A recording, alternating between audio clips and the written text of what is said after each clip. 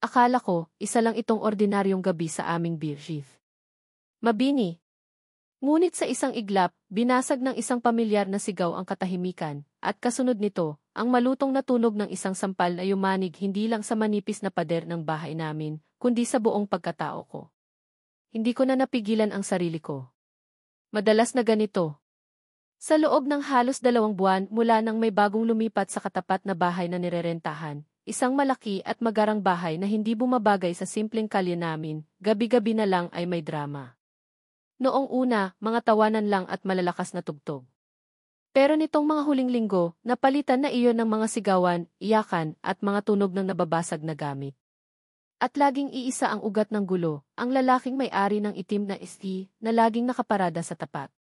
Hindi ko alam ang pangalan niya, pero alam kong siya ang dahilan.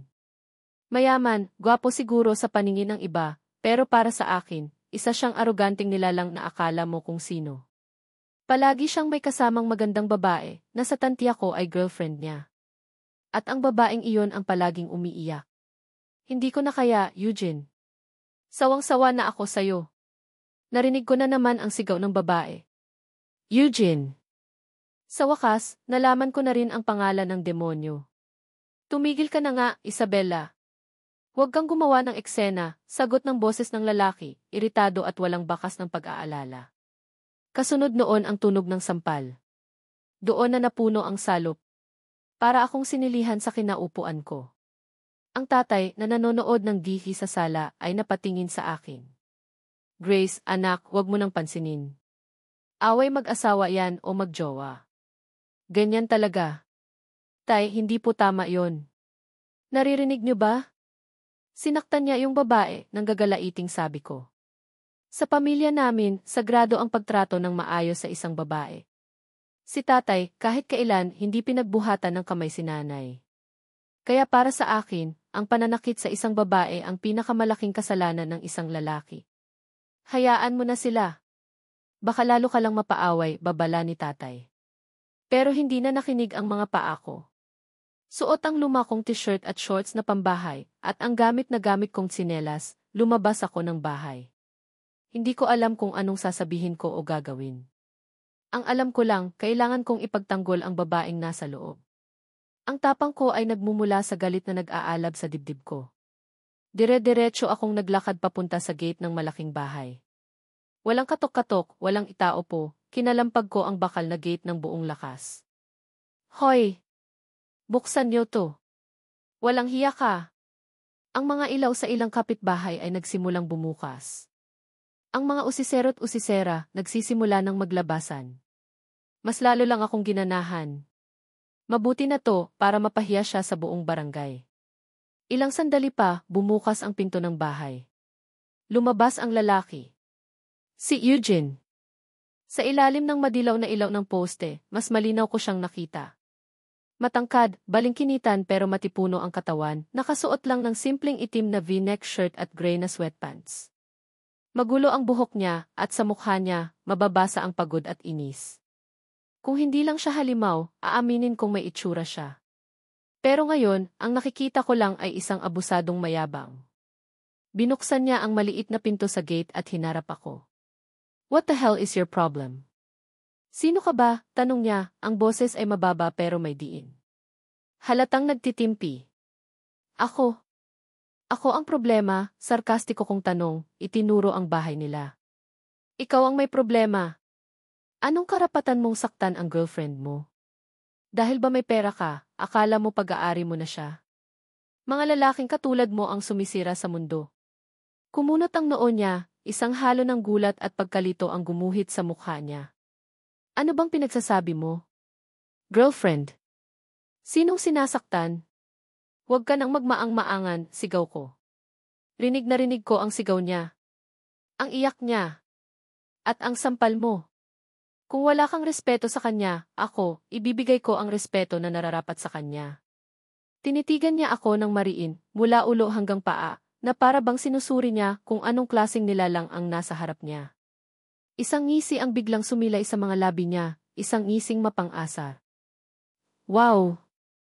I knight in shining armor in slippers. Miss, you have no idea what you're talking about. This is the private matter. Bumalik ka na sa bahay niyo bago pa kita itawag ng police for trespassing and causing public disturbance. Talaga? Ikaw pa ang may ganang tumawag ng pulis? Halos mabilaukan ako sa sinabi niya. Ikaw ang dapat makulong. Violence against women yan. Sakto namang bumukas ulit ang pinto at lumabas ang babae. Maganda siya, maputi at balot ng mamahaling damit, pero mugto ang mga mata at gulo rin ang buhok. Tumakbo siya palapit sa lalaki. Kuya, ano to? Sino siya? Natigilan ako.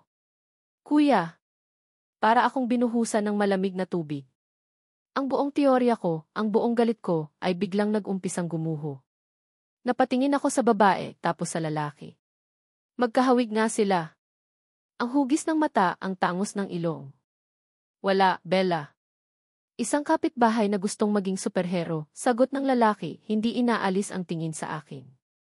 Ang tingin niya ay matalim, puno ng akusasyon. Yumuko ako. Ang tapang ko kanina ay parang bulang biglang naglaho. Napalitan ito ng matinding hiya. Ang dugo ay umakyat lahat sa mukha ko, at sigurado akong namumula ako na parang kamatis.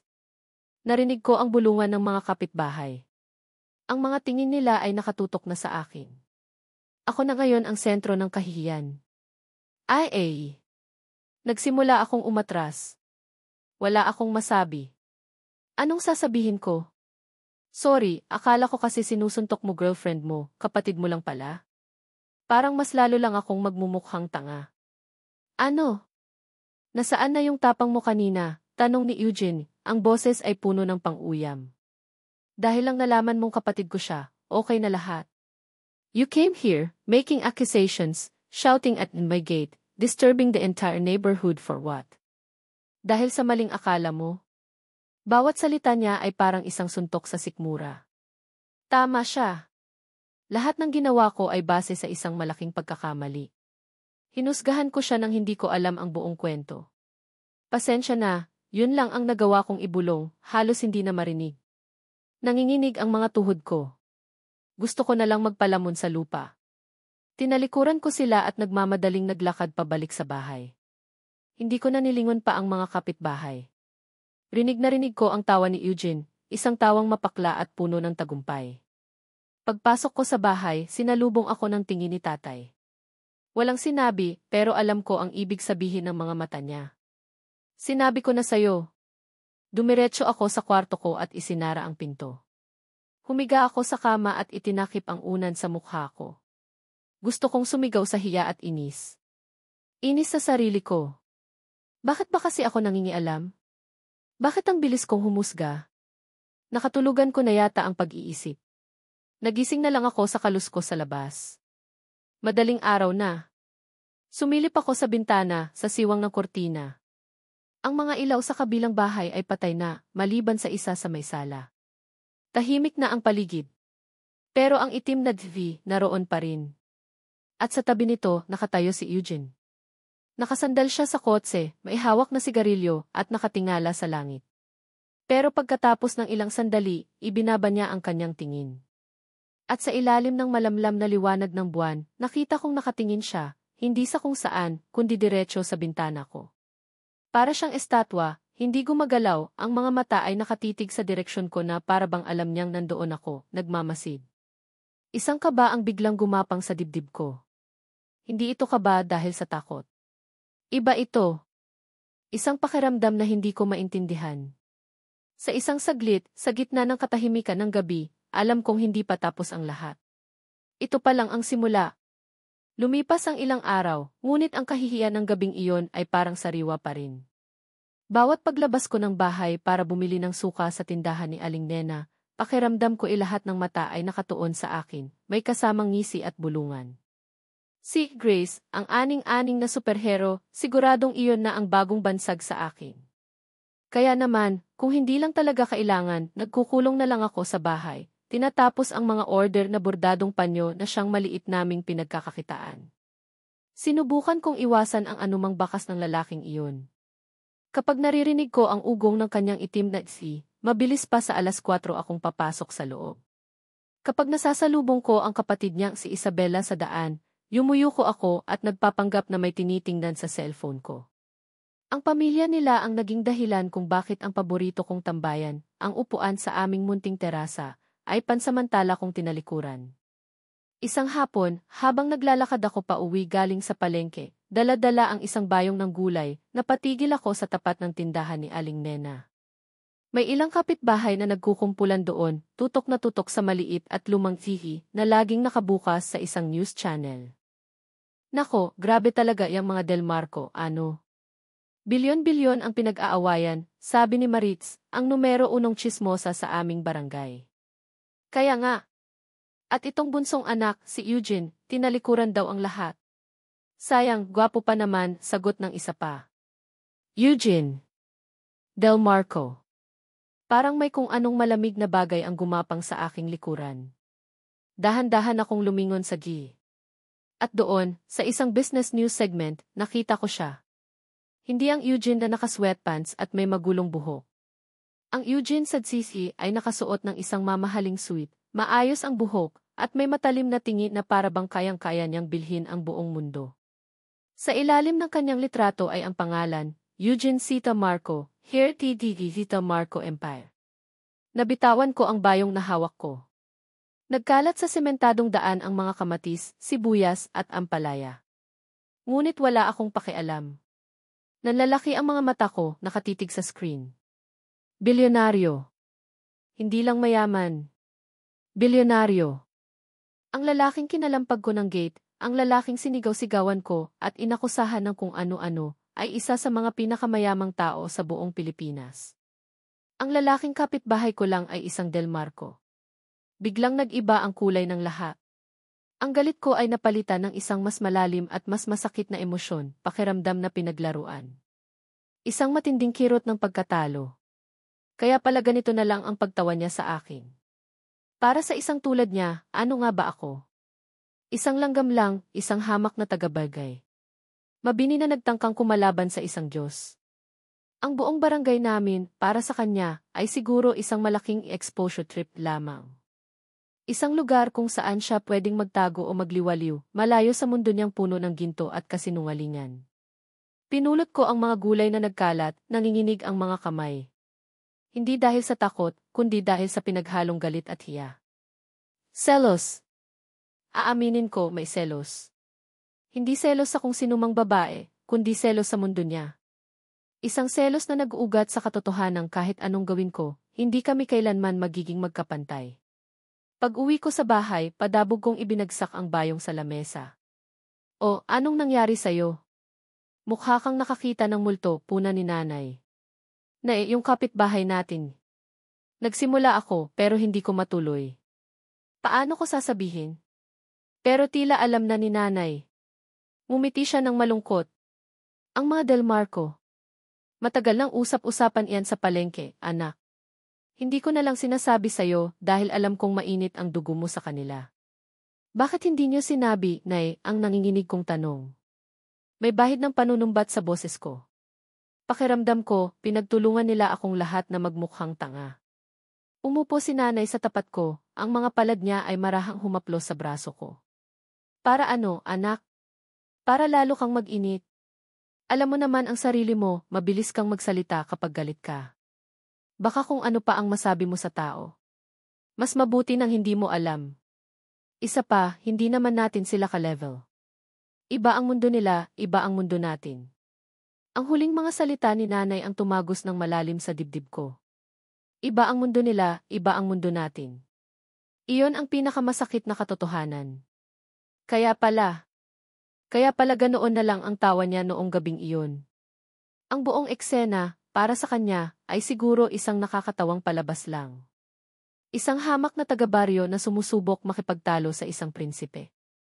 Ang galit ko, ang pinaglalaban kong prinsipyo, lahat yon ay naging isang malaking katatawanan sa harap ng kanyang pangalan at pera. Isang matinding kirot ang gumuhit sa puso ko. Sakit. Sakit na dulot ng katotohanan sa mundong ito, may mga taong ipinanganak na lamang, at may mga tulad kong kailangang magkayod para lang sa isang dakot na bigas. At ang selos, ang mapait na selos, ay bumalot sa buong pagkatao ko. Hindi sa yaman niya, kundi sa kapangyarihan. Ang kapangyarihang baliwalain ang isang tulad ko. Mula noon, mas lalo ko siyang iniwasan. Ang pag-iwas ko ay naging isang sining. Kapag naririnig ko ang ugong ng makina ng kotse niya, magkukunwari akong may nakalimutan sa loob ng bahay. Kapag nakikita ko siyang papalabas, bigla akong tatawid sa kabilang kalsada. Ang dating simpleng buhay ko sa Girhis Mabini ay naging isang komplikadong laro ng taguan. Ang sarili kong teritoryo, ako pa ang nagtatago. Isang gabi, habang pauwi ako galing sa paghahatid ng isa na namang batch ng mga bordadong panyo, hindi ko na siya naiwasan. Nakatayo siya sa labas ng kanilang gate, sa ilalim ng parehong poste ng ilaw kung saan kami unang nagkasagutan. Nakasandal ulit siya sa kanyang itim na ithi, pero ngayon, wala na ang iritasyon sa mukha niya. Napalitan iyon ng pagod. Isang uri ng pagod na tila mas malalim pa sa pisikal. Sinubukan kong maglakad ng mabilis, nakayuko, umaasang hindi niya ako mapapansin. Pero huli na ang lahat. Grace. Ang pagtawag niya sa pangalan ko ay nagpatigil sa mga paa ko. Ito ang unang beses na binigkas niya ito. Simple lang pero may bigat. Dahan-dahan akong lumingon, suot ang maskara ng pagkainis. Ano na kailangan mo? Naglakad siya palapit sa akin, sapat lang para hindi ako makatakbo. Can we talk? Wala tayong dapat pag-usapan, Jim F. Del Marco, sagot ko, idiniin ang apelyido niya. Ito ang sandata ko, ang pader na itinatayo ko sa pagitan naming dalawa. Isang bahagyang ngiti, isang ngiting malungkot, ang sumilay sa kanyang mga labi. So, you saw the news. Hindi iyon tanong, kundi isang statement. Mahirap pong hindi makita. Laman kayo ng balita, sarkastiko kong tugon. Siguro masaya tong immersion niyo dito sa lugar ng mga mahihirap, ano? Para maiba naman. Ang mga salita ko ay matatalim, sadya kong pinili para saktan siya. Para iparamdam sa kanya na hindi ako bulag. Na alam ko kung sino siya at alam kong isa lang akong laro para sa kanya. Pero imbes na magalit, bumuntong hininga lang siya. Tumingin siya sa malayo, sa madilim na kalsada. You think you know everything? You think this is a game for me? Ang boses niya ay pagod. Hindi lahat na nakikita mo sa GE o naririnig mo sa mga chismosa ay totoo. Talaga? Ano ang totoo, Aber? Na nagbabakasyon ka lang dito mula sa palasyo mo.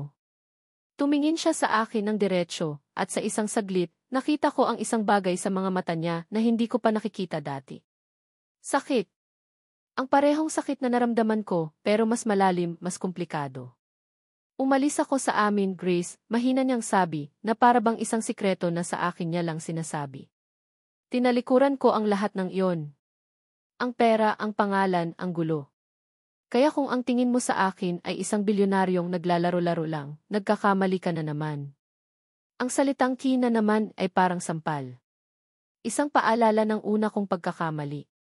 Natigilan ako. Umalis? Tinalikuran? Bakit? Ang kwentong nabuo sa isip ko ay biglang nagkalamat.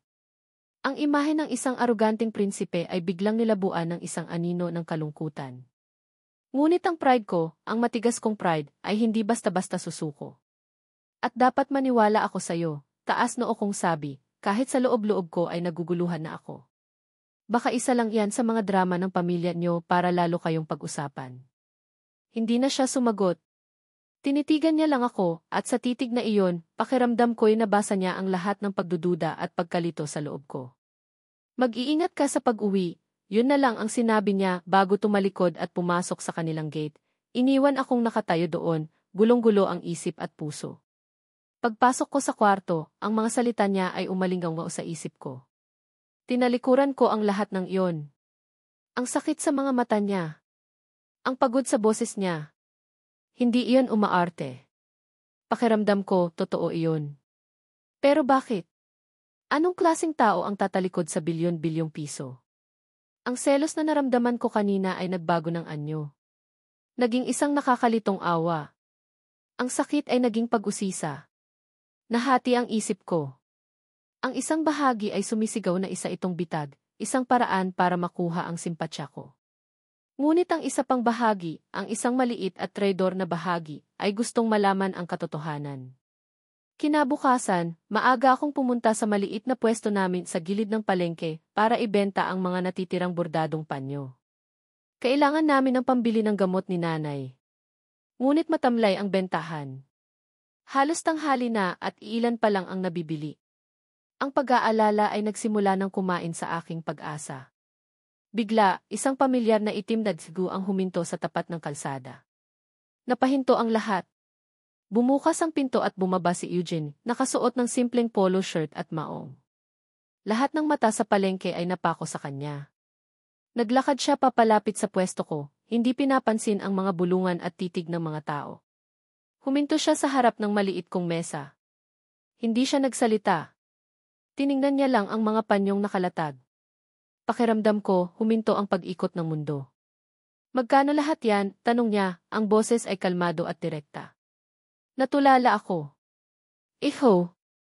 I'm buying everything, ulit niya. How much? Nanginginig kong sinuma ang presyo sa isip ko. Sinabi ko sa kanya ang halaga, halos pabulong. Walang pag-aalinlangan, dumukot siya ng isang makapal na wallet mula sa kanyang bulsa. Kumuha siya ng ilang piraso ng 1,000 piso, higit pa sa presyong sinabi ko, at iniabot sa akin. Keep the change. Kinuha niya ang maliit na kahon kung saan nakalagay lahat ng panyo, tumalikod, at naglakad pabalik sa kanyang kotse na para bang wala lang. Naiwan akong nakatayo doon, hawak-hawak ang pera. Ang mga palad ko'y pinagpapawisan. Isang bagyo ng emosyon ang nagwala sa loob ko. Kahihiyan dahil pakiramdam ko'y isa akong pulubing binibigyan ng limos. Galit dahil sa paraan niya ng pagpapakita ng kanyang yaman. At sa ilalim ng lahat ng iyon, isang maliit at nakakainis na tinig ng pasasalamat. Ang perang ito ay malaking tulong. Pinisil ko ang mga perang papel sa kamay ko. Hindi ito pagtulong. Isa itong insulto. Isang paraan para ipamukha sa akin kung gaano kami kalayo sa isa't isa. Pero habang pinagmamasdan ko ang papalayong kotse niya, isang tanong ang hindi maalis sa isip ko. Bakit? Bakit niya ito ginagawa? Ang mga perang papel na iniwan ni Eugene ay parang may apoy. Nakakapasong hawakan. Sa isang banda, ito ang sagot sa aming panandaliang problema. Naibili ko kaagad ng gamot si nanay at napuno ang aming lalagyan ng bigas. Ang mukha ni nanay ay puno ng pasasalamat, hindi niya alam ang bigat na pasan-pasan ko. Para sa kanya, biyaya ito. Para sa akin, isa itong kadena. Sa bawat subo ko ng kanin, sa bawat pag-inom ni nanay ng kanyang gamot, ang imahe ni Eugene na inaabot ang pera ay bumabalik sa isip ko. Ang ginawa niya ay hindi pagtulong. Isa itong pag-aari. Isang paraan para sabihin, kaya kong bilhin kahit ang dangal ninyo. At ang pinakamasakit sa lahat ay tinanggap ko. Tinanggap ko dahil kailangan. Ang katotohanan iyon ay mas masakit pa kaysa sa gutom. Ilang araw kong pinag-isipan ang gagawin ko. Hindi ako makatulog ng maayos. Ang pride ko ay sumisigaw na isauli ko ang pera, o kahit ang sobrang ibinigay niya. Ngunit ang takot na muling harapin siya, takot na muling mapahiya, ay pumipigil sa akin. Ano ang sasabihin ko? Paano ko sisimulan? Ngunit mas malakas ang sigaw ng aking konsensya. Isang gabi, matapos kong siguraduhing tulog na sina nanay at tatay, lumabas ako ng bahay. Dala ko sa isang maliit na sobre ang sobrang pera. Ang puso ko ay kumakabog na parang tambol sa isang pista, pero ang mga paa ko ay desididong maglakad patungo sa kabilang bahay. Gaya ng dati, nakita ko siya sa labas. Nakaupo siya sa hagdanan ng kanilang porch, may hawak na tasa ng kape, at nakatingin sa kawalan. Ang ilaw mula sa loob ng bahay ay nagbibigay anino sa kanyang mukha, nagpapatingkad sa lungkot na tila permanenteng nakaukit na doon. Humugot ako ng malalim na hininga bago nagsalita. Eugene! Nag-angat siya ng tingin, at sa pagkakita niya sa akin, wala akong nakitang gulat. Para bang inaasahan na niya ako. Tumayo siya at sinalubong ako sa gate. Grace, sabi niya, ang boses ay kalmado. Hindi na ako nagpaligoy-ligoy pa. Inabot ko sa kanya ang sobre. Sobra to, salamat sa pagbili, pero ito lang ang dapat mong bayaran. Kunin mo. Ang boses ko ay matigas, pilit na itinatago ang panginginig. Tiningnan niya ang sobre, pagkatapos ay tumingin sa akin. Hindi niya ito kinuha. I told you to keep it, see. Hindi ko kailangan ng limos mo, madiin kong sabi. May kamay at paa ako, kaya kong magtrabaho para sa pamilya ko. Hindi namin kailangan ng awa mula sa isang Del Marco. Isang buntong hininga ang kumawala sa kanya, puno ng pagod. Hindi awa yun, Grace. It was an apology. Natigilan ako. Apology. Para saan? For laughing at you that night. For underestimating you. For everything, sabi niya, ang mga mata ay seryosong nakatitig sa akin. Alam kong galit ka sa kung sino ako, sa pangalan ko. Pero sana man lang tanggapin mo iyong paghingi ko ng tawad sa paraan na alam ko. Ang mga salita niya ay parang hangin na biglang humihip sa nag-aalab kong galit. Bigla akong nawala ng sasabihin. Apology. Hindi ko iyon inaasahan. Bakit? Yun lang ang lumabas sa bibig ko.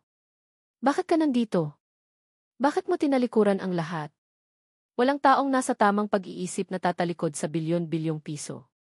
Tumingin siya sa madilim na langit na para bang doon niya hinahanap ang mga salitang kailangan niya. Nang muli siyang tumingin sa akin, ang pader na nakapalibot sa kanya ay tila unti-unting gumuho. Because that money is tainted with pain, mahina niyang sabi. 3 years ago, I was driving home from a party. Lasing ako. Immature. Reckless. I got into an accident. Ang bawat salita niya ay mabigat. Huminto siya sandali, nilulunok ang pait ng alaala. If thy sister si Isabella, she was with me. Nabalian siya ng buto sa binti. Pero ang mas malala, ang nabangga kong sasakyan may isang pamilya doon. Ang ama, na kumatos ng ilang buwan. Ang nanay, nagkaroon ng permanenteng pilay. Napasinghap ako at tinakpan ko ang aking bibig. Ang imahe ng isang lasing at mayabang na bilyonaryo ay biglang nabura, napalitan ng isang lalaking puno ng pagsisisi. Kay Father, pagpapatuloy niya, ang boses ay nagkaroon ng bahid ng galit. He wanted to fix everything with money. Bayaran ang pamilya para manahimik. Gamitin ang impluensya para malinis ang pangalan ko. He didn't care about what was right. He only cared about the family's image, the company's reputation. I refused, mariin niyang sabi. Hindi ko kayang mabuhay sa kasinungalingan. Hindi ko kayang harapin ang sarili ko sa salamin kung hahayaan kong ang pera ng pamilya ko ang magtakip sa kasalanan ko. I wanted to be held responsible. I wanted to pay for what did. Doon nagsimula ang lamat sa pamilya nila. Ang pagsuway niya sa kanyang ama ay isang malaking iskandalo. Kaya umalis ako. I cut myself off from the family funds. Lahat ng savings na naipon ko mula sa sarili kong maliliit na investments, yun ang ginamit ko para sa pagpapagamot ng pamilyang nabangga ko. Hanggang ngayon, buwan-buwan, ako ang sumasagot sa therapy ng nanay at sa pag-aaral ng mga anak nila. This is penance. Itinuro niya ang bahay na tinitirhan nila. We moved here because it's what can afford. Malapit sa ospital kung saan nagte-therapy si Isabella. Simple lang. Tahimik. Malayo sa gulo. Or so I thought. Isang maliit at mapait na ngiti ang sumilay sa kanyang labi. Nakatayo lang ako doon, hindi makagalaw, hindi makapagsalita. Ang buong mundo ko ay nabaligtad. Ang lalaking hinusgahan ko, kinamuhian, at tiningnan ng mababa ay nagbubuhat pala ng isang krus na sobrang bigat. Ang lahat ng akala ko lahat ng iyon ay mali. Ang takot ay bumalik, pero iba na ang anyo nito. Takot dahil sa bigat ng katotohanang dala-dala niya. Takot dahil ang mga problema ko, ang pambili ng gamot, ang pangkain sa araw-araw, ay parang naging napakaliit kumpara sa laban na hinaharap niya. Ang agwat sa pagitan namin, na dati ay pera lang ang sukatan, ay mas lumalim pa. Hindi na ito tungkol sa yaman, kundi sa bigat ng karanasan. Paano ako, isang simpleng babae, makakasabay sa isang mundong may ganitong kadilim na mga sikreto? Kaya sa susunod na husgahan mo ko, Grace, pagtatapos niya, make sure you know the whole story. Because you have no idea how heavy it is to be if Del Marco who doesn't want to be one. Walang salitang lumabas sa bibig ko. Dahan-dahan kong ibinaba ang kamay kong maihawak na sobre.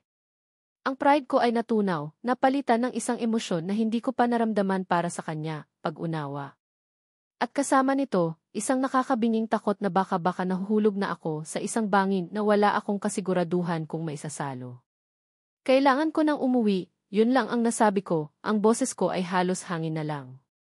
Tumango siya, tila naiintindihan ang kaguluhan sa loob ko. Mabilis akong tumalikod at naglakad palayo, dala-dala pa rin ang sobre. Ang mga paa ko ay nagmamadali, hindi para takasan siya, kundi para takasan ang sarili kong nararamdaman. Pag-uwi ko, hindi ako dumiretso sa kwarto. Umupo ako sa hagdanan, sa dilim at doon umiyak. Umiyak ako para sa kanya, para sa bigat na dinadala niya. At umiyak ako para sa sarili ko, para sa katangahan ko. Kinabukasan, hindi ako mapakali. Ang mga salita niya ay paulit-ulit na tumatakbo sa isip ko. Kailangan ko ng kausap. Kailangan ko ng isang taong makakaintindi. At iisa lang ang taong iyon. Pinuntahan ko si Liza, ang best friend ko mula pa high school, sa maliit na karinderya ng pamilya nila. Si Liza ang balance ko sa buhay. Kung ako ay emosyonal at mabilis mag-init ang ulo, siya naman ay praktikal at kalmado. Oh, anong drama yan at parang pinagsakluban ka ng langit at lupa, bati niya habang naghihiwa ng sibuyas. Umupo ako sa isang bangko at isinalaysay sa kanya ang lahat. Mula sa unang gabi ng komprontasyon, sa eksena sa palengke, hanggang sa pag-uusap namin kagabi.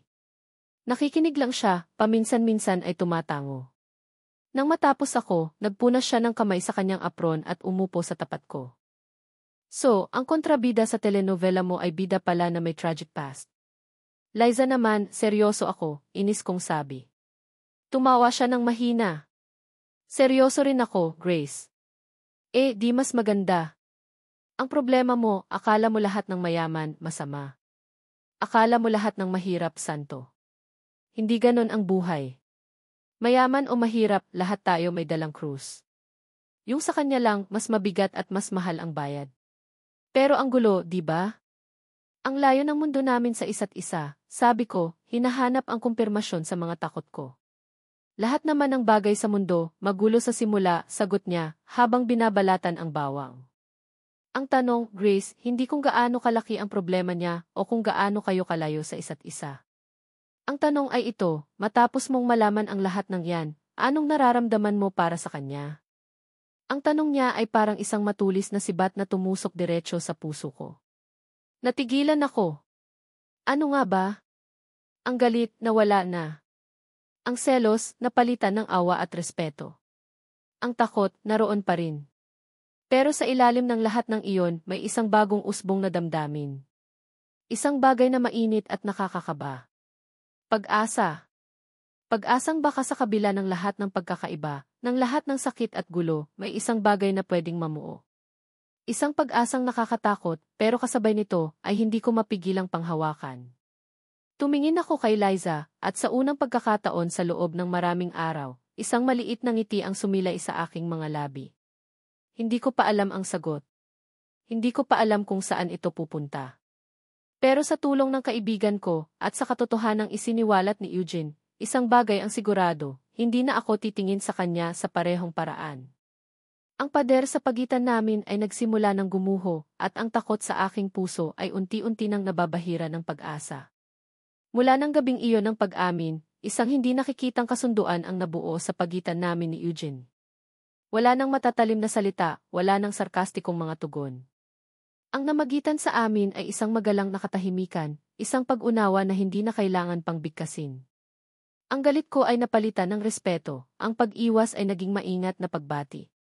Isang simpleng be good morning tea kapag nagkakasalubong sa umaga, isang tango kapag nagkakatinginan mula sa magkabilang kalsada. Maliliit na bagay, pero para sa aming dalawa, malaki ang ibig sabihin. Ang takot sa puso ko ay hindi pa rin nawawala, pero ngayon may kasama na itong kuryosidad. Sino nga ba si Eugene Del Marco sa likod ng trahedya at ng pangalan niya? Sino siya kapag hindi niya pasan ang bigat ng mundo? Ang pag-asang sinabi ko kay Liza ay unti-unting nagkakaroon ng anyo, isang mumunting kislap na nais kong sundan. Isang Sabado ng hapon, habang abala ako sa pagbuburda sa aming terasa, nakikipag-usap sa isang suki online, isang pamilyar na boses ang pumutol sa aking konsentrasyon. Grace? Nag-angat ako ng tingin mula sa cellphone ko.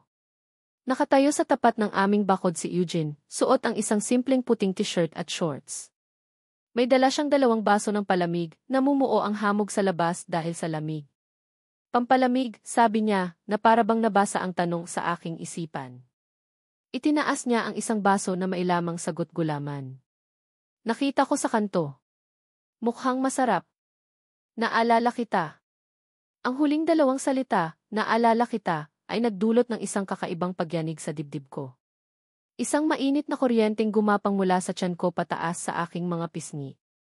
Pakiramdam ko ay biglang uminit ang mukha ko. Sigurado akong namumula na naman ako na parang mansanas. Salamat, utal kong sabi, mabilis na ibinulsa ang cellphone. Tumayo ako at lumapit para kunin ang baso. Sa hindi sinasadyang pagkakataon, ang aming mga daliri ay nagdikit ng ilang segundo. Isang simpleng dampi, pero para sa akin, parang may kung anong kuryenteng dumaloy. Agad kong binawi ang aking kamay na halos matapon ang laman ng baso. Salamat dito, sabi ko, itinatago ang aking pagkailang sa pamamagitan ng pagtingin sa sago at gulaman na lumalangway sa matamis na arnibal. Walang anuman. Mumiti siya, isang tunay na ngiti na ngayon ko lang nakita. Hindi mapang-asar, hindi mapait. Isang ngiti na umabot hanggang sa kanyang mga mata, na nagpabawas sa lungkot na laging nakakubli roon. At sa isang iglap, nasilayan ko ang lalaking maaaring maging siya, kung hindi dahil sa mga pasanin niya. Guwapo. Talagang guwapo. Gusto mo umupo muna, alok ko, bago ko pa mapigilan ang sarili ko. Ewan ko ba kung saan nanggaling yon?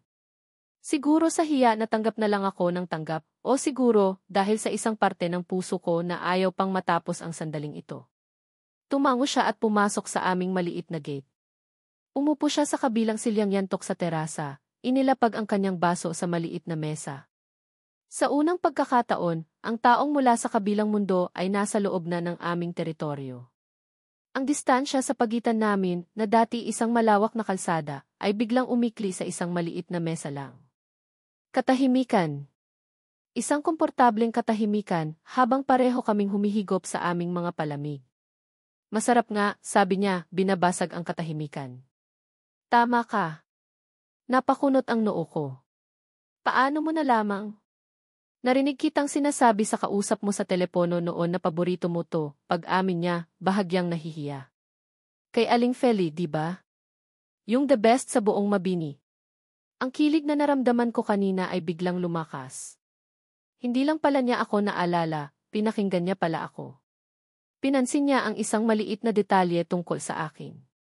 Ang puso ko ay parang isang ibon na gustong kumawala sa kulungan nito. Nagpatuloy ang usapan namin sa mga simpleng bagay. Ang init ng panahon. Ang papalapit na fiesta ng barangay at ang mga amateur singing contest. Ang pusa ng kapitbahay na laging natutulog sa bubong namin na pinangalanan kong Imuningning.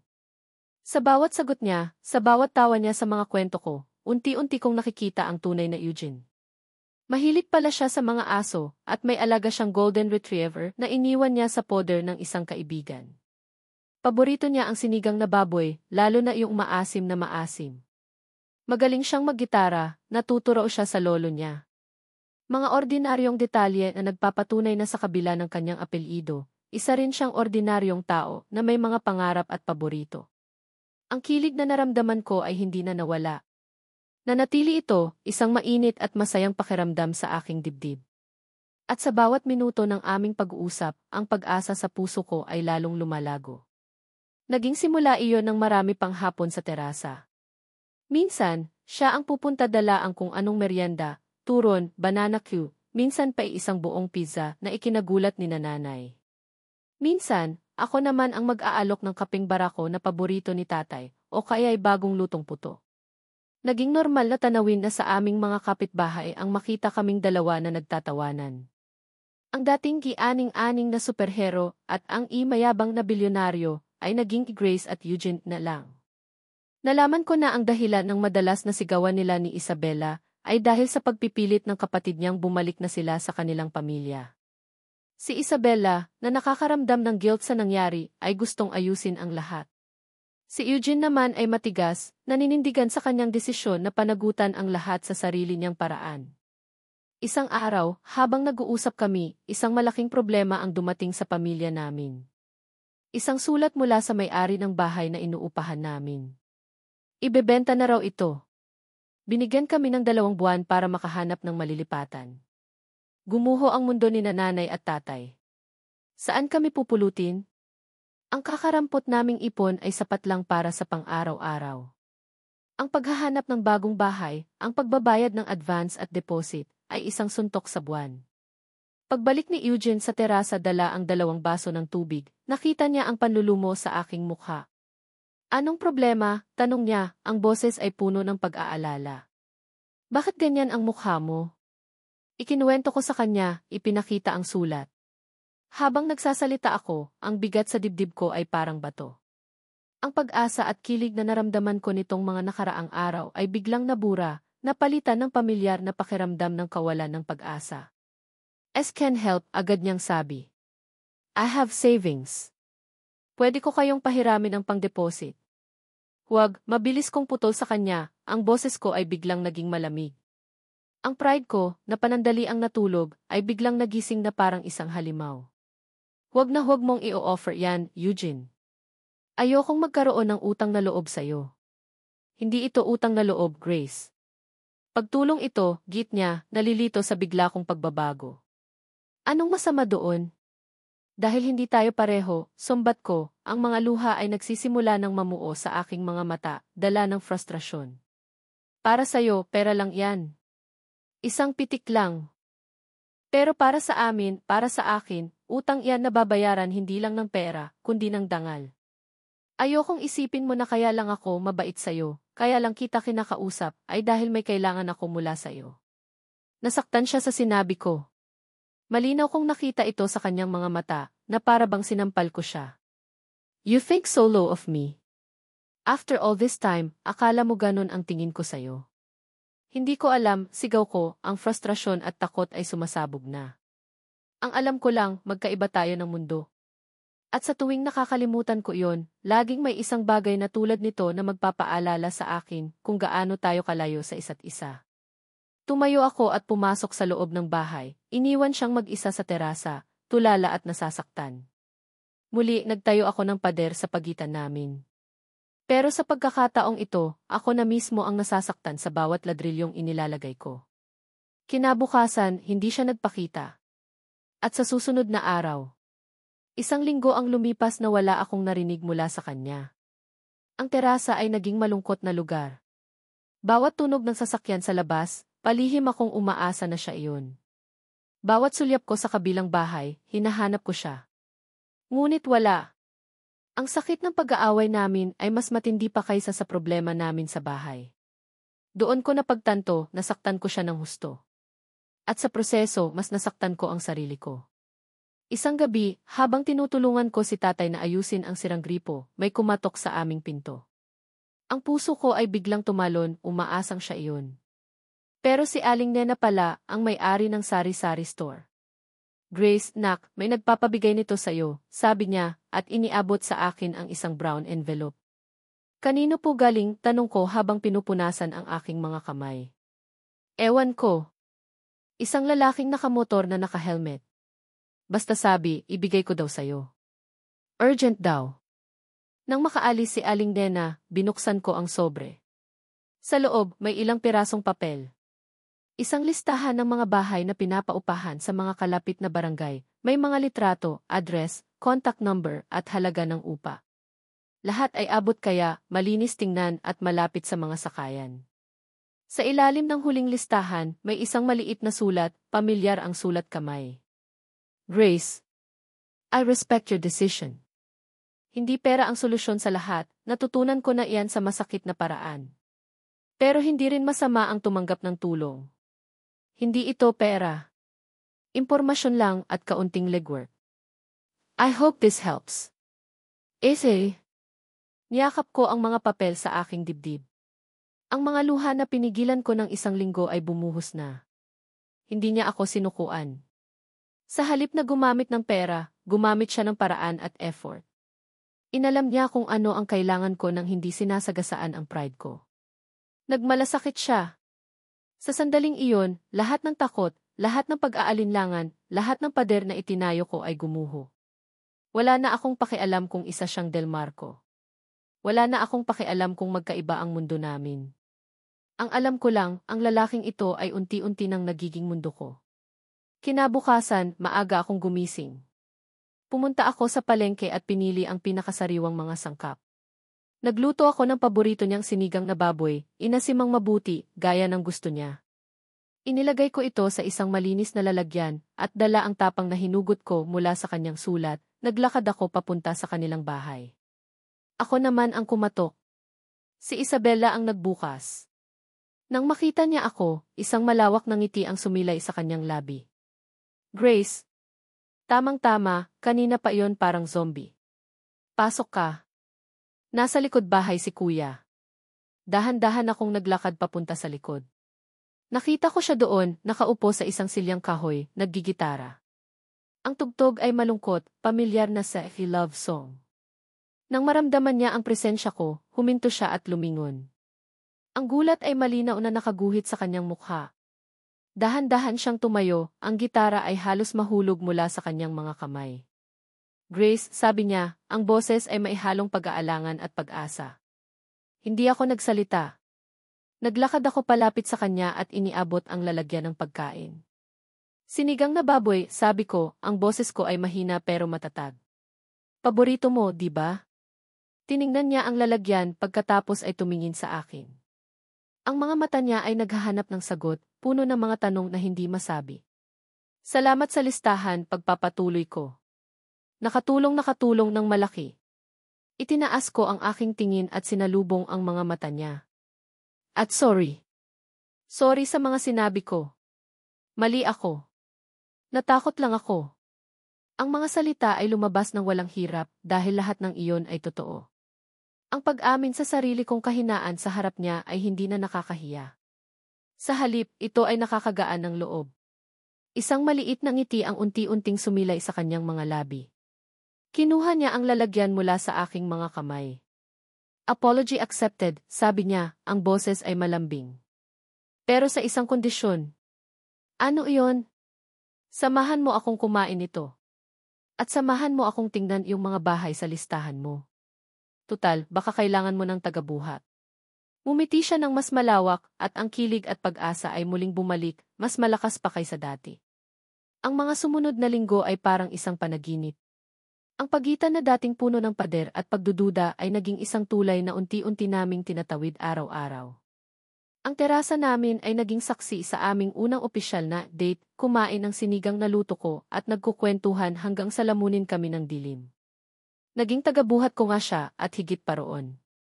Naging kasama ko siya sa paghahanap ng lilipatan, sa pagtawad sa mga may-ari, at sa pag-aasikaso ng mga papeles. Hindi ko namalayan, ang problema ng pamilya ko ay naging problema na rin naming dalawa. Ang itayo ay naging paborito kong salita. Isang hapon, matapos naming bisitahin ang isang bahay na mukhang perpekto para sa amin, maliit lang pero may sapat na espasyo at malapit sa palengke, nagyaya siyang magkape. Dinala niya ako sa isang maliit at tahimik na coffee shop na malayo sa Girjif. Mabini, isang lugar na tila sikreto niya. Doon, sa isang sulok, habang amoy na amoy namin ang bango ng kape at tunog ng mahinang jazz music, ginawa niyang opisyal ang lahat. Grace, sabi niya, habang marahan niyang hinawakan ang kamay ko sa ibabaw ng mesa. Ang init ng kanyang palad ay nagdulot ng pamilyar na kilig sa aking dibdib. Hindi ko alam kung saan ito patungo. Hindi ko maipapangako sa iyo ang isang perpektong buhay dahil ang buhay ko mismo ay magulo. Pero isa lang ang sigurado ako gusto kong subukan. Gusto kong subukan na maging masaya kasama ka. Pwede ba kitang maging girlfriend? Ang tanong ay direkta, walang paligoy-ligoy, puno ng sinseridad. Hindi ko napigilan ang mga luha ng saya na namuo sa aking mga mata. Tumango lang ako dahil kung magsasalita ako, baka humagulgol lang ako sa gitna ng coffee shop. Sa wakas, pagkatapos ng lahat ng gulo, pagdududa at sakit, kami na. Opisyal na kami. Ang kilig, pag-asa, at pagmamahal ay nagsama-sama sa isang perpektong tasa ng kaligayahan. Ngunit ang buhay, tulad ng isang telenovela, ay hindi laging masaya. Kapag akala mo ay nasa happily ever after ka na, doon naman darating ang kontrabida. At ang kontrabida sa aming kwento ay dumating isang maulan na Martes ng hapon. Kagagaling ko lang sa palengke at basang-basa ako ng ambon. Pagdating ko sa aming kalsada, natanaw ko agad ang isang mamahaling puting kotse na nakaparada sa tapat ng bahay ni na Eugene, isang kotse na hindi pamilyar sa akin. Bago pa man ako makalapit, bumukas ang gate at nakita ko si Eugene na may kausap na babae. Isang napakagandang babae. Matangkad, balingkinitan, nakasuot ng isang eleganteng cream-colored dress na tila hindi nababagay sa maputik na kalsada ng Mabini. Ang kanyang buhok ay perpektong nakaayos sa isang malinis na buhon, at ang kanyang mukha ay parang kinuha mula sa isang magazine. Agad na may kumirot sa puso ko. Isang pamilyar na pakiramdam. Selos. Pero mas matindi, mas nakakatusok kaysa dati. Ito ang selos na may kasamang insecurity. Nag-uusap sila. Hindi ko marinig ang mga sinasabi nila, pero nakita ko ang tensyon sa mga balikat ni Eugene. Nakita ko ang pilit ng ngiti sa labi ng babae. At pagkatapos, sa isang iglap na parang sinadya para makita ko, biglang yakap ng babae si Eugene ng mahigpit. Natigilan si Eugene. At ako, natigilan din ang bayong nadala ko ay muling bumagsak sa lupa. Nagkalat ang mga gulay at isda sa basang semento. Pero wala akong pakialam. Ang mga mata ko ay nakapako sa eksenang iyon na para bang isang kutsilyo na dahan-dahang itinarak sa aking dibdib. Bumitaw ang babae sa pagkakayakap, may sinabi pa kay Eugene, at hinalikan siya sa pisngi bago tumalikod at sumakay sa kanyang kotse. Nang mga sandaling iyon, nagtama ang aming mga mata. Tinitigan niya ako mula ulo hanggang paa, ang aking basang damit, ang luma kong tsinelas, ang nagkalat na laman ng bayong ko. Isang maliit na ngisi ang sumilay sa kanyang perpektong mga labi. Isang ngisi ng tagumpay. Parang sinampal ako ng katotohanan. Siya. Siya ang babaeng mula sa mundo ni Eugene. At ako. Ako ang tagalabas. Ako ang hindi nababagay. Nang makaalis na ang puting kotse, doon lang ako nakita ni Eugene. Ang gulat at pagkataranta ay malinaw sa kanyang mukha. Grace, tawag niya at mabilis na tumakbo palapit sa akin. Pero huli na. Ang sakit ay naging galit. Isang nag-aalab na galit na bumura sa lahat ng kilig at tiwala na itinayo namin. Huwag kang lalapit, sigaw ko, habang pinupulot ang mga gamit ko, nanginginig ang mga kamay. Ayokong makita niya akong ganito, talunan, kaawa-awa. Grace, magpapaliwanag ako. It's not what you think, sabi niya, ang boses ay puno ng desperasyon. Hindi ko na kailangang mag-isip, Eugene, sagot ko, ang boses ay basag dahil sa nagbabadyang mga luha. Nakita ko. Nakita ko lahat. Sino siya? Siya ba ang dahilan kung bakit ka nagtatago dito? Nagpapanggap na mahirap. Para ano, para balikan ka niya? Hindi. Grace, makinig ka, G. Ayoko, isinukbit ko ang bayong sa aking braso. Sawang-sawa na ako sa mga sekreto mo, Eugene. Akala ko tapos na. Akala ko, totoo na to, pero isa na namang kasinungalingan. Isa na namang parte ng buhay mo na hindi ko alam. Tinalikuran ko siya at naglakad ng mabilis papunta sa aming bahay. Ang bawat hakbang ay mabigat, dala ng sama ng loob at pagkadurog ng puso. Grace, please, sigaw niya mula sa likuran ko. Her name is Clarice. She's the ex-fiance. Your father sent her. Ang salitang ex-fiance ay lalong nagpasiklab sa galit ko. Ex? Bakit kung makayakap at makahalik ay parang sila pa rin? Ang ama niya ang nagpadala? Ibig sabihin, alam ng pamilya niya. Alam ng lahat, maliban sa akin, ang tanga. Hindi ko siya nilingon. Pumasok ako sa aming bahay, isinara ang pinto ng malakas, at doon sa likod nito, humagulgol ako ng walang tunog. Ang sakit. Sobrang sakit. Pakiramdam ko, pinagtaksilan ako. Hindi lang niya, kundi ng buong mundo. Kinagabihan, walang tigil ang pagtawag at pag-text niya. Hindi ko sinagot. Pinatay ko ang cellphone ko. Gusto kong mapag-isa. Gusto kong isipin kung paano ako naging ganito kahina. Paano ako nagpauto sa isang kwentong engkanto na halata namang hindi para sa akin. Ang galit ay dahan-dahang napalitan ng lungkot. Isang malalim at nakakalunod na lungkot. Nilibang ko ang sarili ko sa pag-impact ng mga gamit para sa aming paglipat. Bawat damit na tinutupi ko, bawat gamit na inilalagay ko sa kahon, ay may kasamang luha. Ang bahay na lilipatan namin, na dati isimbolo ng aming bagong simula, ay naging simbolo na ngayon ng aking pag-iisa. Kinabukasan, habang nag-aayos ako ng mga kahon sa sala, may kumatok. Nag-aalangan akong buksan sa takot na si Eugene iyon. Pero si Liza pala ang best friend ko. Hoy, ano ng drama yan? Bakit di mo sinasagot tawag ko? Saka, ano tong narinig ko kay Aling Nena na may away daw kayo ni Papa Eugene mo, bungad niya. Hindi ko na napigilan. Umiyak na naman ako at ikinuwento sa kanya ang lahat. Ang magandang babae, ang yakap, ang halik, ang salitang i-ex-fiance. Gaga ka, sabi ni Liza, pero may pag-aalala sa boses niya. Bakit hindi mo muna pinakinggan? Paano kung totoo ngang yung tatay niya ang may pakana? Alam mo naman ang mga mayayaman, gagawin lahat para makuha ang gusto nila. Kahit na, Liza, sabi ko, pinupunasan ang aking mga luha. Ang sakit eh. Ang sakit na makita silang magkasama. Para silang perpektong peres. Bagay na bagay. At ako. Tingnan mo ko. Sino ba naman ako para makipagsabayan sa ganon? Umupo si Liza sa tabi ko at inakbayan ako. Alam mo, Grace, ang pinakamalaking kalaban mo, hindi yung Clarice na iyon. Ang kalaban mo, yung sarili mo. Yang insecurity mo. Mayaman siya, maganda siya. So what? Minahal ka ba ni Eugene dahil sa pera o itsura mo? Hindi, di ba? Minahal ka niya dahil ikaw si Grace.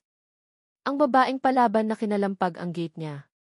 Ang mga salita ni Liza ay tumama. Pero ang sakit sa puso ko ay napakalalim. Siguro hindi talaga kami para sa isa't isa, mahina kong sabi. Siguro hanggang dito na lang talaga. Kailangan ko na lang tanggapin. Ang desisyon na iyon ay parang isang mabigat na bato na ibinagsak sa aking dibdib. Ang pag-alis. Ang pagtalikod. Iyon na lang ang nakikita kong paraan para protektahan ang natitira ko pang puso. Upa kami ng bahay, malayo dito. Malayo sa kanya.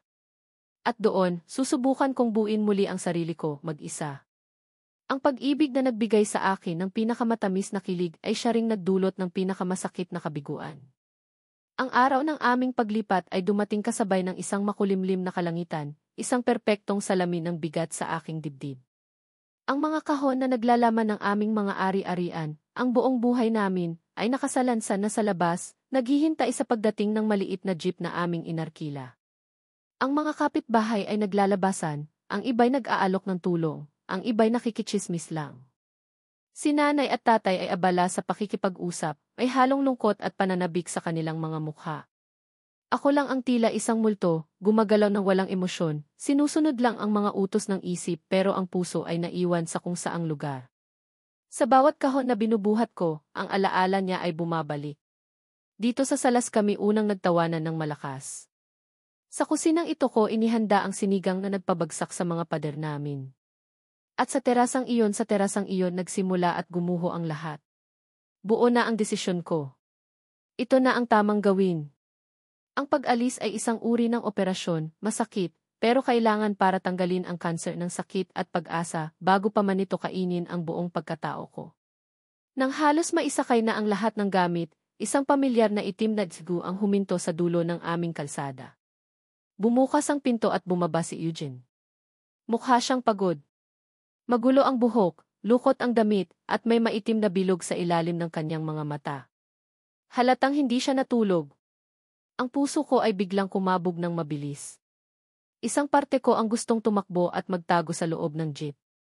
Ngunit ang mga paa ko ay parang napako sa kinatatayuan.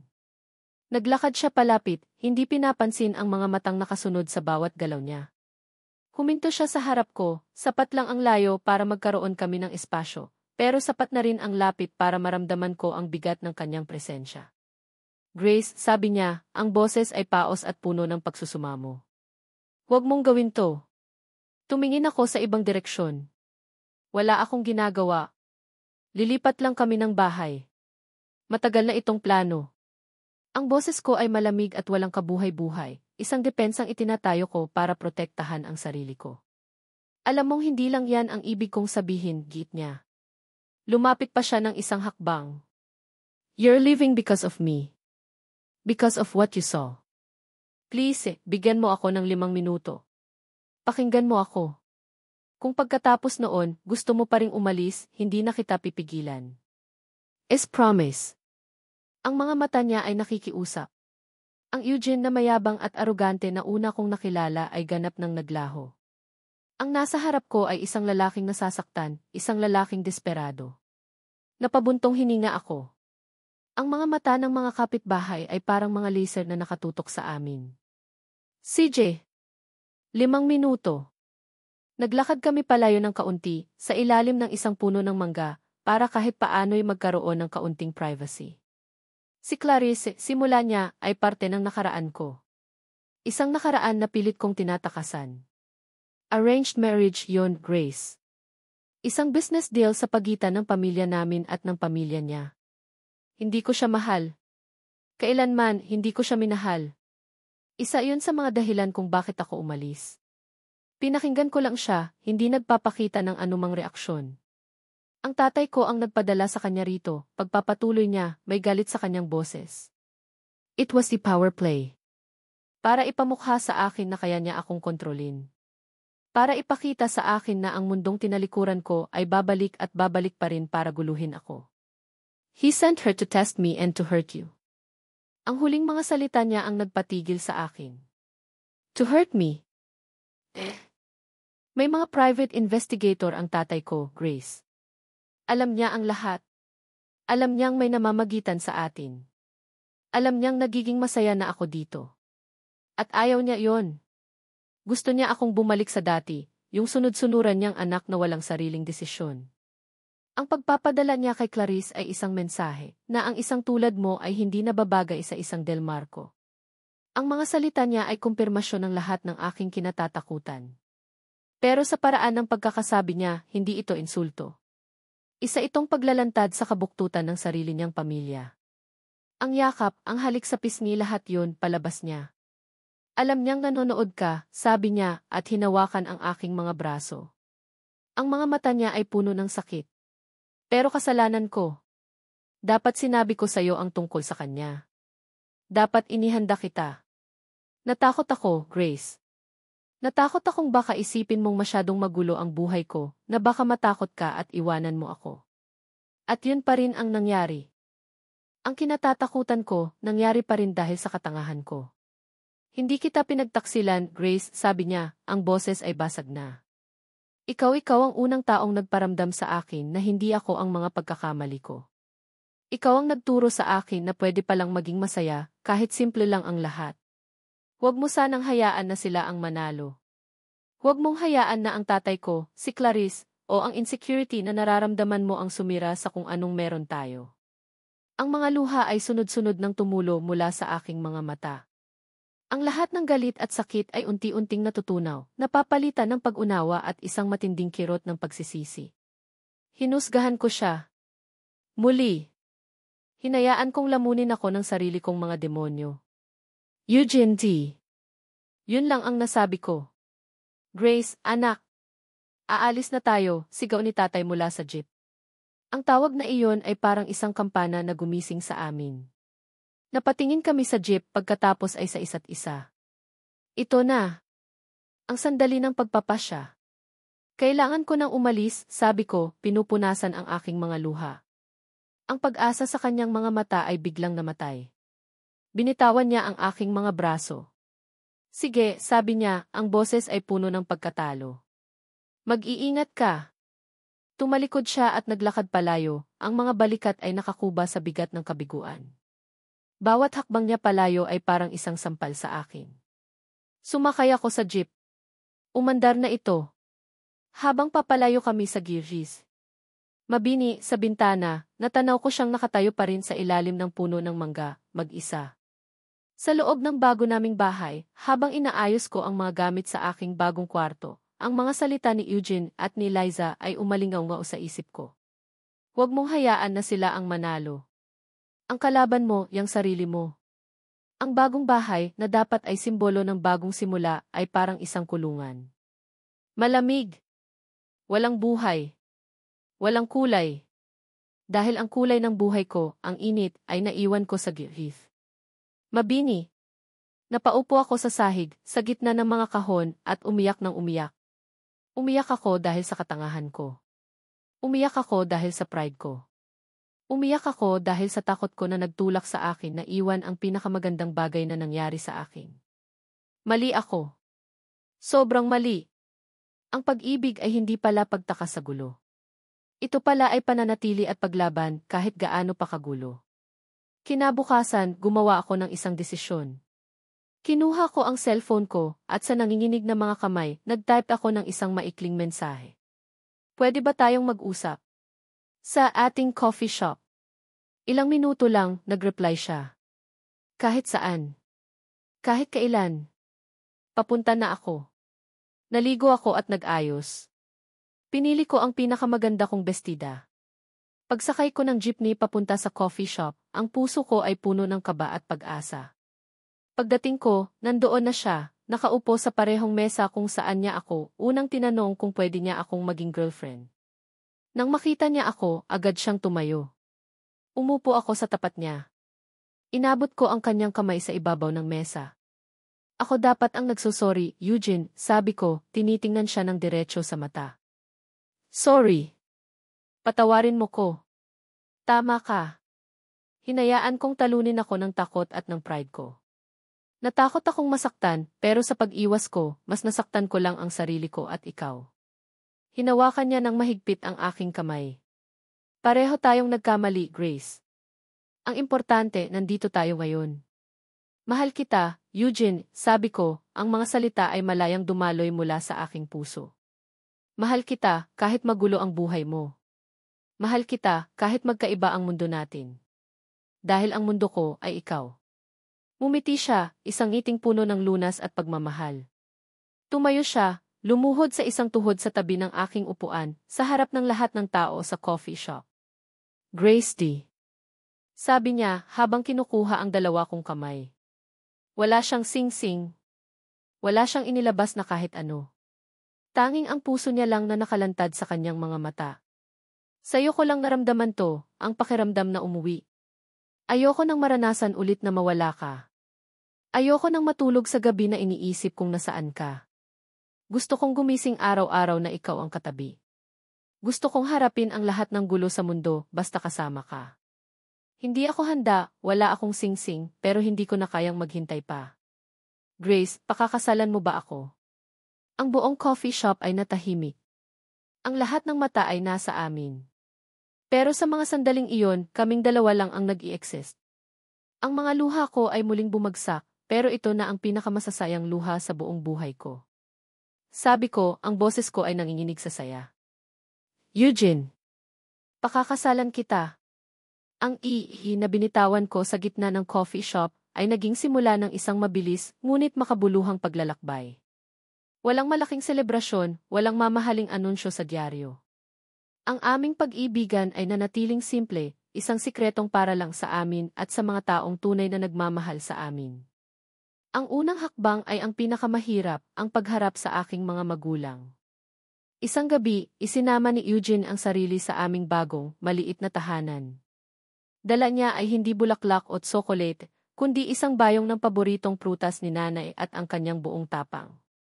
Sa harap ni nanay at tatay, sa aming munting sala, ipinagtapat niya ang lahat. Ang kanyang tunay na pagkatao, ang kanyang nakaraan, at ang kanyang intensyon na pakasalan ako. Si tatay, na laging tahimik, ay tinitigan siya ng matagal, sinusuri ang bawat salita, bawat galaw. Si nanay naman ay hindi makapagsalita, nagpapalipat-lipat ang tingin sa amin ni Eugene. Anak, sabi ni tatay, hindi kay Eugene, kundi sa akin. Sigurado ka ba dito? Tumingin ako kay Eugene na nakayuko pero matatag. Pagkatapos ay tumingin ako sa aking ama. Opo, tay. Sigurado po ako. Tumango si tatay. Binalingan niya si Eugene. Hindi ko kailangan ng yaman mo, iho. Ang kailangan ko lang ay ang pangako mo. Ang pangako na hinding-hindi mo sasaktan ang anak ko, na aalagaan mo siya, at namamahalin mo siya ng higit pa sa pagmamahal namin sa kanya. Kaya mo bang ibigay yon? Makakaasa po kayo, mabilis na sagot ni Eugene, ang boses ay puno ng sinseridad. Higit pa po sa buhay ko, aalagaan ko si Grace. Sa mga salitang iyon, ang huling bakas ng pagdududa sa puso ng aking mga magulang ay naglaho. Ngumiti si nanay at si tatay ay tumayo at tinapik ang balikat ni Eugene. Iyon ang kanilang basbas. Ang kasal namin ay hindi engrande. Walang libo-libong bisita, walang magarbong simbahan. Pinili namin ang isang maliit at lumang kapilya sa probinsya, isang lugar na tahimik at malayo sa mata ng publiko at ng pamilya Del Marco. Ang mga bisita namin ay bilang lang sa daliri, ang aking mga magulang, si Isabella, si Liza, at ilang malalapit na kaibigan. Suot ko ang isang simpleng puting bestida na tinahi ni nanay na may borda ng maliliit na bulaklak na ako mismo ang gumawa. Si Eugene naman ay nakasuot ng barong na minana pa niya sa kanyang lolo, ang tanging bagay na dinala niya mula sa dati niyang buhay. Habang naglalakad ako sa pasilyo, hawak ang braso ni tatay, ang nakita ko sa dulo ay hindi si Eugene Del Marco, ang bilyonaryong tagapagmana.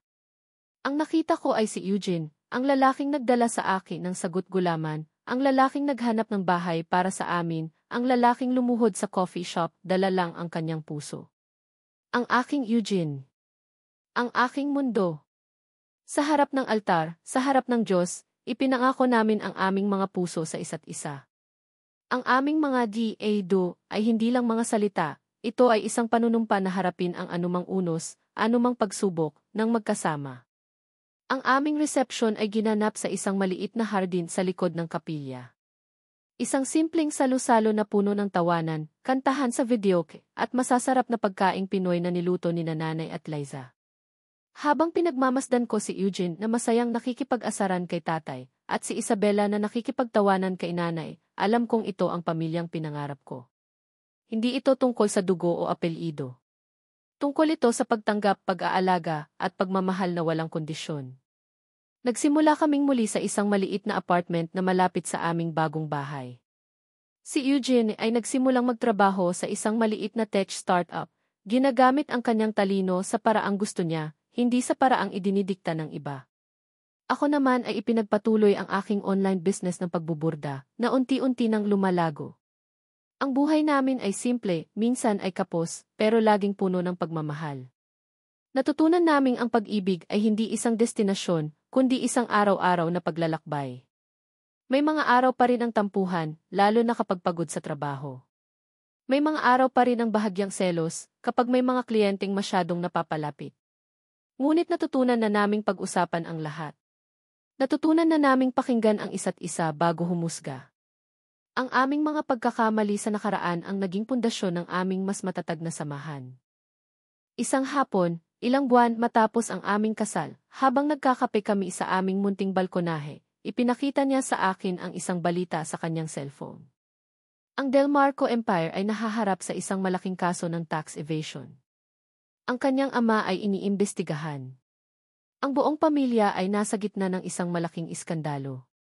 Hindi ka ba nalulungkot, tanong ko, habang marahan kong hinahaplos ang kanyang likod. Umiling siya at mumiti. Noong una, siguro. Pero ngayon, wala na akong nararamdaman kundi awa. They built an empire of lies, Grace. At lahat ng ganoon bumabagsak din. Itinabi niya ang cellphone at hinawakan ang aking kamay. Ang yaman ko hindi nababawasan. Nandito lang sa tabi ko. Sa mga salitang iyon, alam kong tuluyan na siyang malaya. Makalipas ang isang taon, isinilang ang aming panganay na anak, isang malusog na batang lalaki na may mga mata ni Eugene at ni Tico. Pinangalanan namin siyang Ki Gabriel, na ang ibig sabihin ay God is the strength, dahil sa lahat ng aming pinagdaanan, ang pananampalataya namin sa Diyos at sa isa't isa ang aming naging lakas. Ang kwento namin ay hindi natapos sa kasal. Ang bawat araw ay isang bagong kabanata. Ang pag-aalaga kay Gabriel, ang pagpapalago ng aming mga munting negosyo, ang pagharap sa mga bayarin, ang pagtawa sa mga simpleng bagay, ito ang aming happily ever after. Hindi ito isang perpektong fairy tale. Ito ay isang totoong kwento ng pag-ibig, puno ng mga gusot, sakit at pagbangon. Minsan, kapag gabi at mahimbing nang natutulog ang aming anak, naupo kami ni Eugene sa balkonahe. Tulad ngayon, pinagmamasdan ang mga bituin. Naaalala mo ba yung gabi na kinalampag mo yung gate namin? Tanong niya, habang nakangiti. Tumawa ako. Naman. Ang aning-aning na superhero. You were, sabi niya at hinalikan ang aking noo. You were the superhero, Grace. You saved me from a life didn't want. You saved me from myself. Niyakap ko siya ng mahigpit. isinandal ang aking ulo sa kanyang dibdib, pinakikinggan ang tibok ng kanyang puso. Ang dating nakakabinging ingay ng sigawan at nababasag na gamit mula sa kabilang bahay ay napalitan na ng isang tahimik at mapayapang ritmo, ang ritmo ng aming pag-ibig. Ang aming pagtatagpo ay nagsimula sa isang pagkakamali. Ngunit sa paglalakbay na iyon, sa gitna ng lahat ng sakit at pagpapatawad, natagpuan namin ang pinakatamang bagay sa aming mga buhay, ang isa't isa. At iyon, para sa amin, ang pinakamagandang simula sa lahat. Sa lahat ng aking minamahal na mambabasa at tagapakinig. Mula sa kaibuturan ng aking puso, maraming salamat. Salamat sa paglalaan ninyo ng oras, sa bawat minutong ibinigay ninyo upang subaybayan at lakbayin ang kwento ni Grace at Eugene, mula sa kanilang magulong pagkikita hanggang sa kanilang pinapangarap na bagong simula. Ang pagsulat ng kanilang kwento ay isa ring paglalakbay para sa akin. Bawat tawa ni Grace, ramdam ko. Bawat bigat na dinala ni Eugene, pasan ko rin. May mga pagkakataon na napapahinto ako sa pagsusulat at napapatanong, kaya ba talaga nila? Paano sila babangon dito? Ngunit tulad ninyo, kumapit ako sa pag-asang mailiwanag sa dulo ng lahat ng pagsubok. Ang bawat eksena ng kanilang tampuhan, kilig, at pagpapatawad ay naging isang personal na karanasan na humubog hindi lang sa kanila, kundi pati na rin sa akin bilang isang manunulat. Higit pa sa kilig at mga matatamis na salita, ang kwentong ito ay isang paalala na ang tunay na pag-ibig ay hindi isang perpektong fairy tale, kundi isang desisyon. Isang desisyon na manatili, umunawa at lumaban kahit gaano pa kahirap. Ito ay isang paalala sa kapangyarihan ng pagpapatawad, hindi lang sa iba, kundi lalo na sa ating mga sarili. Isang paalala na ang mga pader na itinatayo natin dahil sa pride at takot ay kaya ring gumuho sa pamamagitan ng tunay na pag-unawa at malasakit. At higit sa lahat, na ang pamilya ay hindi laging nakikita sa dugo, kundi sa mga pusong handang manatili sa tabi mo sa hirap at ginhawa. Ngayon, gusto ko namang marinig ang inyong saloobin. Ano ang naramdaman ninyo habang sinusundan ang kanilang kwento? Saang bahagi kayo pinakakinilig, nainis, o napaiyak? Ano ang pinakamahalagang aral na napulot ninyo mula kina Grace at Eugene? Huwag po kayong mag-atubiling mag-iwan ng komento. Ang inyong mga salita ay napakahalaga sa akin. At kung nagustuhan ninyo ang kanilang paglalakbay at ang mensaheng dala nito, sana'y maibahagi ninyo ito sa inyong mga kaibigan at mahal sa buhay upang mas marami pa ang maabot ng kanilang kwento. Muli, ang aking taos-pusong pasasalamat sa inyong lahat. Hanggang sa susunod na kwento. Nagmamahal.